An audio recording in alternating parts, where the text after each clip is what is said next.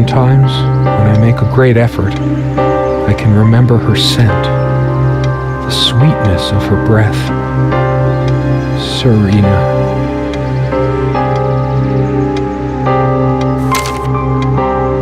Serena?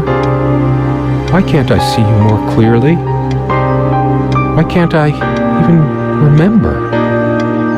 This was taken on that crisp winter night at our mutual friend's hunting lodge. We came back indoors, laughing, giddy as teenagers. It was truly like an enchanted time, like we were in a magic circle where no sorrow or pain could touch us. My love, we don't have a lot of photos of ourselves as a couple, so this one is quite important. The guy who snapped this, our host that night, used an actual film camera. It was a different world back then. My love, we don't have the guy who snapped my love. We don't have a lot of photos of ourselves as a couple, so Serena enjoyed spice in our life. I preferred it more bland. We were so different on some points. The furniture came with the cabin. Considering how off the beaten path this place is, that helped make up our mind. Sometimes she would brush her leg against mine under the table when we were eating. A curious, sensual thrill. You always put too much salt in, dear. Think about your pressure. She always worried about my diet. I used to think she did it to annoy me, but now, yep, guilty as charged. I love salt. It emphasizes the taste a lot, and those crispy snacks. It's not the healthier type, just regular table salt. I always planned to switch to mineral or sea salt, but then I always ended up buying the regular stuff. Doctors, they always overreact. I must be even more exhausted than I realize.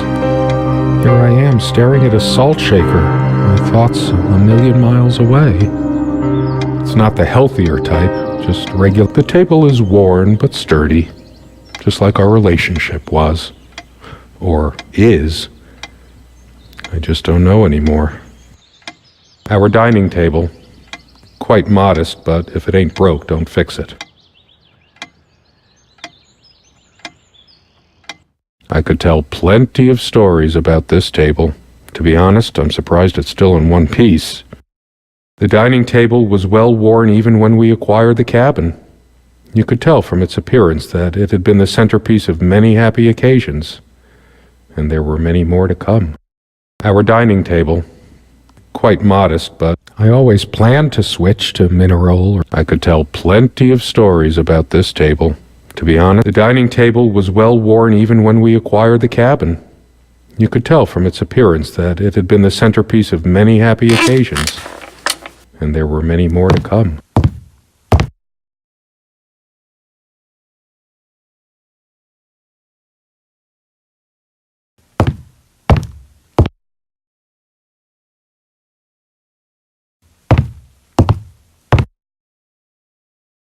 No, I don't want to leave right now. There's still something for me in here.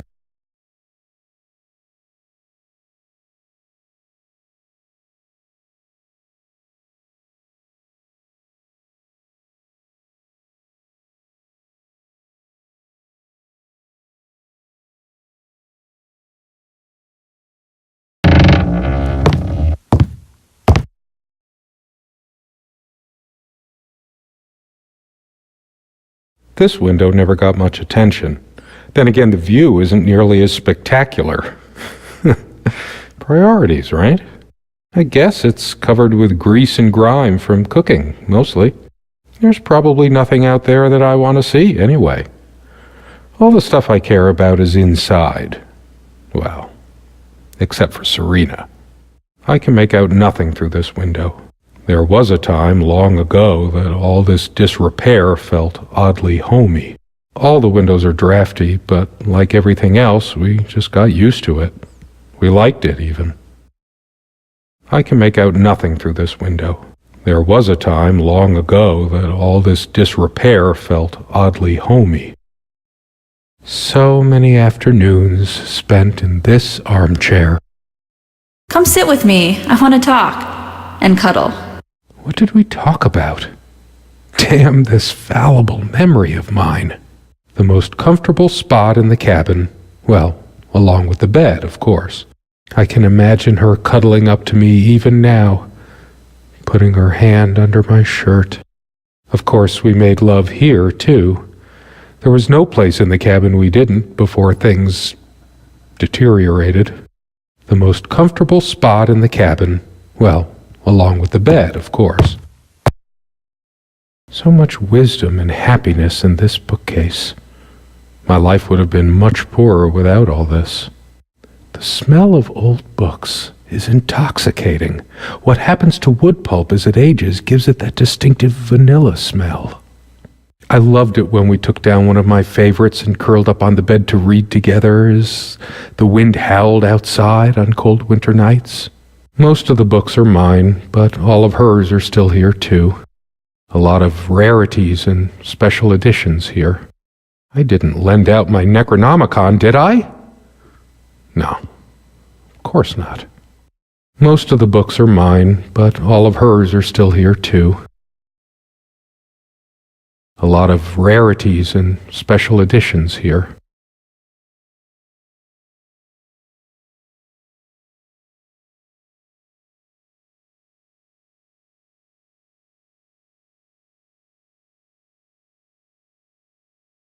Sharing meals with a good red wine was one of the great pleasures in our relationship, especially in the intimacy of this cabin. I should probably eat. Can't remember the last time I ate, yet I don't feel hungry. I have more pressing things on my mind right now than culinary exploits. The stove looks like something from World War I. Considering how basic and ancient the kitchen is, it's a wonder what we manage to do with it from time to time. Well, she mostly. Feeling peckish, dear? The stove looks like something from World War I.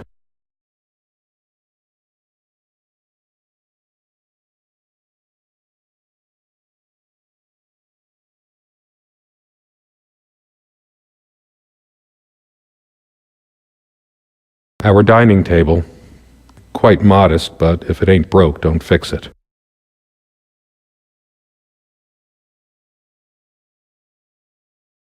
This one wobbles. I always meant to do something about that, but somehow never got around to it. This used to be her favorite spot. She used to sit here, put her legs on the table, lean back, and just give me one of her smiles. Those effervescent, incandescent smiles. Once we dragged these chairs out to the lake and scrubbed off all the dust and grime of years. That was a long time ago. For all the charm of furniture like this, something about it reminds me of Ingmar Bergman. Sort of brooding. One of a matching pair, obviously. There was a piece of gum stuck to the underside of this chair back when we bought this place. We just left it there. For all the charm of furniture like this, something about it reminds me of Ingmar Bergman. Sort of brooding.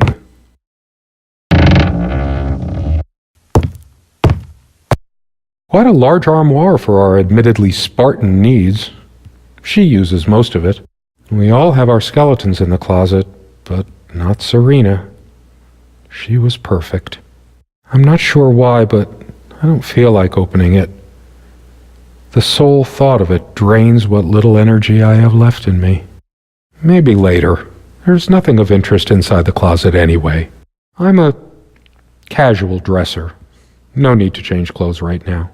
Don't think Serena would approve of me making an even bigger mess of the clothes in here. Maybe later. There's nothing of interest inside the closet anyway.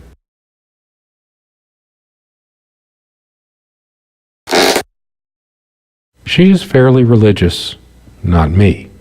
I'm the cold and cynical bastard. But I don't remember that ever being an issue between us. She adored all things of nature. I remember her long walks out in the woods. Curiously, we never brought many plants inside the cabin.